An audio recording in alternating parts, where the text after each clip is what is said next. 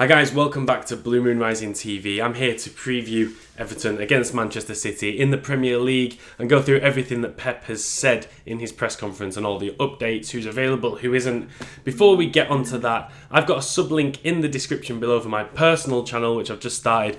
There's videos with, some are going to be about football, a new one that's coming up, some are not, but they're involving the guys from the channel that you'll know. Stephen's just been on a video with me and bringing Alex in. All the other guys will be on there soon as well, so if you could drop a sub just below, that would be amazing. Right, let's crack on with the Everton preview. So, everybody is talking about that boy, Gabriel Jesus, or however you pronounce his name. One thing I wanted to say before we get going is I've heard from Brazilian City fans that he actually prefers to be called Gabriel. So I don't know if that's how, as City fans, we'll call him when he gets here, but everyone seems to just like calling him Jesus, finding it still hilarious. It is pretty funny. But yeah, he prefers to be called Gabriel. So let's see if that's what we call him. Is he going to play for against Everton? When is he going to start? Is he fit? Blah, blah, blah. The truth is that he's not eligible to play against Everton, so it seems that City still haven't managed.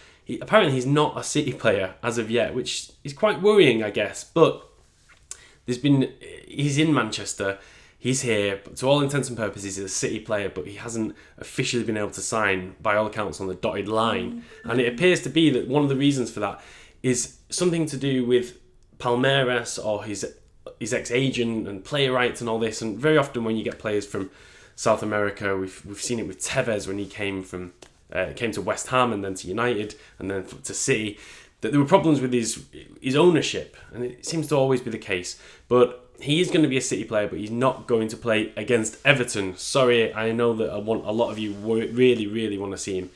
But Pep was saying that we do need to give him, we need to lower expectation a little bit. Khaldoon's been saying this as well. He says we've been looking at him for a year now before he was even really well established or known in Europe.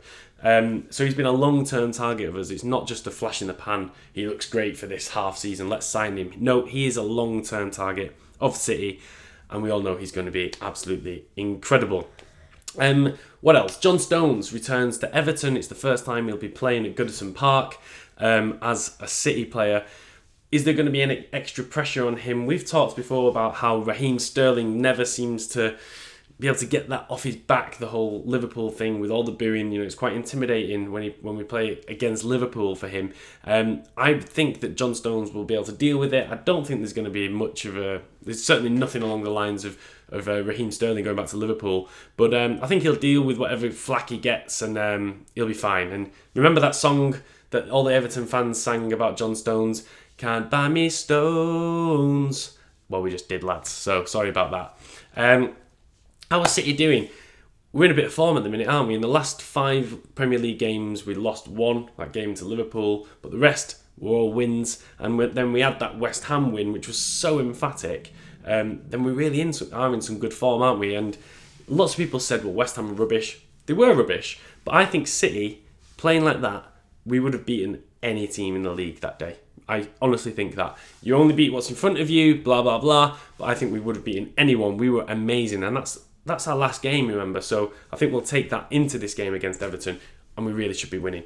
Everton are all right. They're sitting in 7th, but they are 9 points behind United, so they're a long way off the top 6 or the top 4. So they're doing okay, but they're not going to challenge for any sort of titles or anything like that.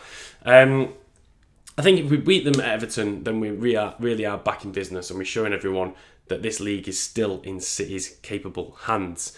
Who else is back? Vincent Kompany. He's back. Pep Guardiola's been talking about him. He had loads of quotes. I'm just going to go through some of them now. Pep said, it's the 2nd or 3rd time that we're talking about Kompany's recovery. Hopefully he can stay for long, and after I will see his level. We cannot deny how good he is at his top level, but everyone needs time when they have been injured for a long time. He has a strong mentality and he knows what to do. So Pep is kind of tempering expectation a little bit and taking a little bit of pressure off Vincent Kompany's shoulders. The last thing we want is another injury, and I think Pep knows that Vinny really needs to prove his fitness. So it's really important that if he does play, he doesn't get injured, he doesn't strain himself basically, and he comes out of it fitter than ever basically. So that's what we all hope. Sané is available again, which is great. We saw how amazing he was in his last game or two, so he'll be great as an option, probably off the bench. De Bruyne was ill, but now he's available again. He had some trouble during the week, but he's fine now. No Fernandinho, he's still out, unfortunately. Yaya Toure, is he going to play again? He's been playing in this role which has almost been created for him by Pep. When we haven't had... Fernando is back, by the way, so we do have that option in centre mid. But I'm wondering whether he's going to play him. Maybe he will. But I think he's going to keep playing Yaya in this role which is kind of created for him. Which was created because he had to, because we didn't have any centre midfielders. And it's sitting very deep, coming into defence almost, sitting as far back as the centre-backs at the time, but just controlling that midfield from deep and sometimes popping up, even as far as number 8 occasionally, but sitting deep, controlling the play, controlling the tempo. And he was absolutely fantastic in that role against West Ham. He was absolutely amazing. One of the best players on the pitch. But then David Silva was also amazing. So is it going to be Yaya and Fernando? Let's see about that. What else is there to say? The other key game probably of the weekend is United playing against Liverpool. So one of those teams is going to drop points. A draw would be perfect for us. Let me know what you think. Drop a like on the video if you think City are going to come away from Goodison Park with 3 points. We'll be there. Alex will be doing the fan cams. We'll be seeing what all the City fans have got to say. As I said, drop a like on the video, comment, subscribe, get involved. I'll be commenting and replying as well if anything downstairs. And come on, City.